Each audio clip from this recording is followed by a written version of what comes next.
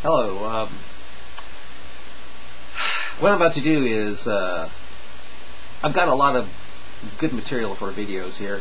I'm going to call this, well, this will be a video series, and I have a feeling that even though I finish it up tonight, there'll be a lot more material to come, because I'm currently talking with a Muslim who continues to avoid my question. And the question is, if the Bible is corrupted, why must I stand firm upon why must I obey Surah, it's chapter 5, verse 68 of the Qur'an? And this thing goes on and on and on. You want to know something? He never answers my question. But and which is why I'm turning this into a series. I have a feeling that this thing will go on for a lot longer. And I think, what I'm going to do is I'm going to make each episode will be almost 15 minutes long. So I'm going to time this thing, and using this timer so I don't go over it. That way I don't have to do the whole thing over again, if you know what I mean. But anyway, what I'm going to do is this will be, I consider this my my good side, and I consider this to be my ugly side. And well, you can take a guess on which side I'm going to use for myself, you know what I mean? So anyway, I don't think this Muslim I'm talking to will ever tell me why I should obey Quran 568 ever, and why he should obey Quran 1094 if he's in doubt about the clear sign, about the Quran, which calls itself the clear signs handed down. And I don't think he'll ever tell me why he should obey Quran 4:136, 4:150, 4:151, 2:285 either. But still, you might find this entertaining and informative. You'll learn a lot about the Quran and the psychological makeup of Muslims as you watch this. So anyway, I'm going to begin this series now, and I have to take some minutes off of this because I've already talked already. So anyway, okay, it's going. So I will begin this thing now. Alright, I started off here, even though he started off first, but I'm missing that part, so I'll begin it here. Okay, this is me talking. So you're saying the Torah and Injil I'm supposed to stand firm upon are not the Bible?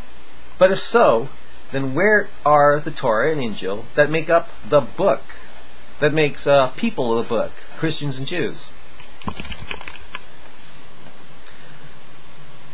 My friend, God is meaning by quote people of the book, not the people of the Torah and Injil. Really? But God means, in a sense, by people who believe in the holy books like the Bible, etc. Yeah, that's what I thought. The Bible could never be the Injil because it has many errors and contradictions. If so, then where is that Injil that seems as common as the book that makes people the book that the Quran talks a lot about? And God says in the Quran and testifies, quote, this is 482, quote, then do they not reflect upon the Quran? If it had been from any other than Allah God, they would have found within it much contradiction. Okay, to just have a few contradictions? Here you can clearly see that God is saying it has contradictions. Then it would never come from Him. Really? So, Why am I, a person of the book, to, quote, stand firm upon the Torah and Injil if the Torah and Injil no longer exist or are corrupted? How am I, a person of the book, to, quote, judge what is in the Qur'an by using the before scriptures? If the Bible is corrupted. Do you understand now, my friend? Not yet. So you bear witness that Allah is the God and that Muhammad is his messenger? First, I need to know why I need to stand firm upon something either corrupted or no longer exists. Why should I stand firm upon something that no longer exists or is corrupted? And you know something? He doesn't answer me. So we begin the next part here. Yeah, and so he never. So this is for another time, and you'll see there'll be more of that sort of avoiding the question here.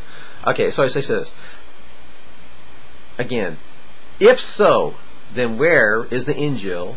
That seems as common as the book that makes people the book, that the Qur'an talks a lot about. The Injil is lost and changed through time. Before the, quote, handing down of Qur'an 2, verse 106, true? Or why have Qur'an 568 and 1094? Why have Muslims obey Qur'an 4, 135, 150, Qur'an 4, 135, 4, 150, 4, 151, and 2, 285? Oh, and you know something? He doesn't respond again there. So for another time here, another time. Okay, to have just a few contradictions. If it is just one contradiction, then it is not from God.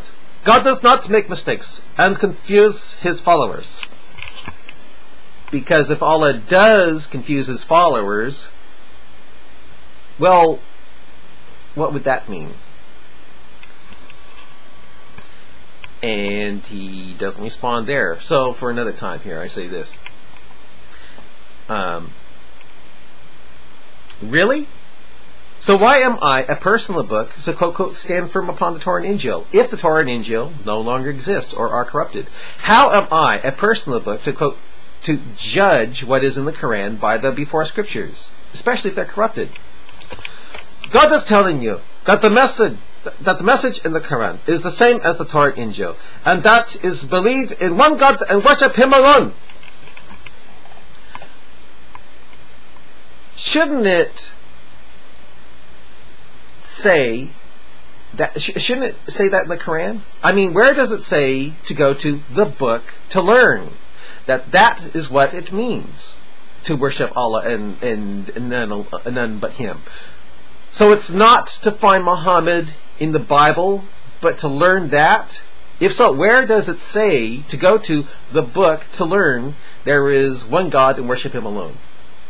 Where does it say that in the Qur'an? And if you are a Christian, then you are a people of the book, because you believe in the Bible. So the book is the Bible. That's what you're saying. The book is the Bible. So you bear witness that Allah is the God, and Muhammad is His messenger. And I'll find that where in the book, i.e. the Bible. I can really follow you.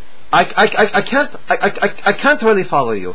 Are you a Christian, and do you believe in the Bible as the Word of God? I'm a person of the book, obeying the command of Qur'an 568, where I quote, stand firm upon the Torah and Injil, or quote, will have no ground to stand upon. So yes, I'm a Christian who believes the Bible is the Word of God. And for some reason he asks me that question again. I really don't think he ever reads what I write. He might skim a little bit, but I really don't think he reads what I write. But still, in the process, I'm able to expose Islam when he does avoid me too. Okay, another time, October 8th, 2010. He starts off here. Okay, but friend, you know that the Bible would never be the word of God because it has many contradictions, porn, etc., incest, etc. in it. Did you know that?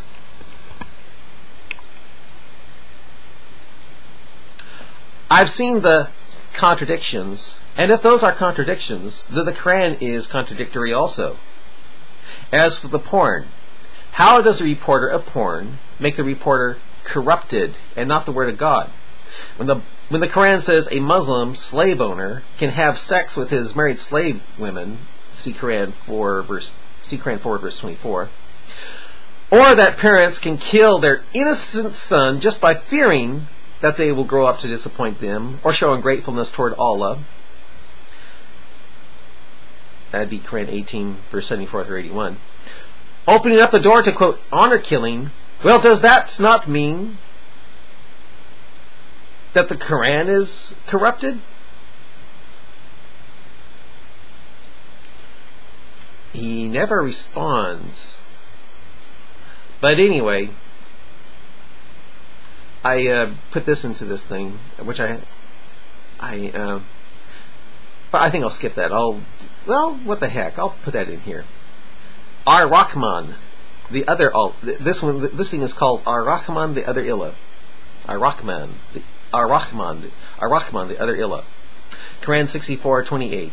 Quote, say, He is Ar-Rahman, in Him we believed, and in Him we have placed our trust. Soon you will know which one of us is in manifest error. Then there's Qur'an 64:20. Quote, Who is he that will send an army to assist you besides Ar-Rahman? The unbelievers are lost in delusion. Qur'an 55:1. Ar-Rahman bestowed the Qur'an. He created man. He has taught man eloquent speech and intelligence. The sun and moon are made punctual. Get that? The sun and moon are made punctual.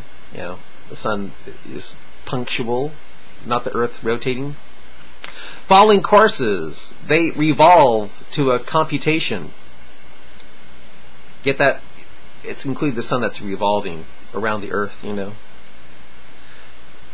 Oh well. Not the earth rotating, but the sun revolving. Oh well, that's the Qur'an. Qur'an 55:6. Ar-Rahman created the herbs or stars and the trees, all which prostrate themselves. Qur'an 55:14. He created man of fermented clay, dried, tinkling, hard like earthenware, and created jinn.